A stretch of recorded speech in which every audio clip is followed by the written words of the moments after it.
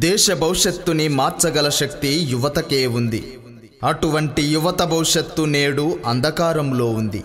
చదువున్న అవకాశాలు లేక, నిరుద్యోగంతో, నిరాశ నిస్పృహలతో ఆత్మహత్యలు చేసుకుంటున్న సంఘటనలు ఎన్నో. ఉపాధి అవకాశాలు లేక యువత దొంగలుగా, సంఘ విద్రోహ శక్తులుగా మారుతున్న సంఘటనలు ఎన్నెన్నో. ఈ దుస్థితికి కారణం ఎవరు? అవకాశాలు అందించలేని ప్రభుత్వానిదా? ప్రజాసేవ ముసుగులో అడుగడుగున అవినీతికి పాల్పడుతున్న నాయకులదా?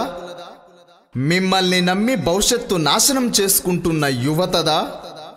ఇచ్చిన హామీలన్నీ గాలి కొదిలేసి యువతని నిర్లక్ష్యం చేసింది కాంగ్రెస్ నాయకులే. ప్రతి యువతి యువకుడు ఆలోచించాల్సిన సమయం ఇది.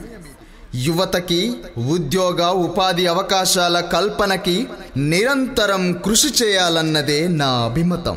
ఇచ్చిన హామీలన్నీ నెరవేర్చి యువతకి సమాజంలో గౌరవప్రదమైన స్థానాన్ని కల్పించడమే నా ధ్యేయం, నా లక్ష్యం, నా ఆశయం.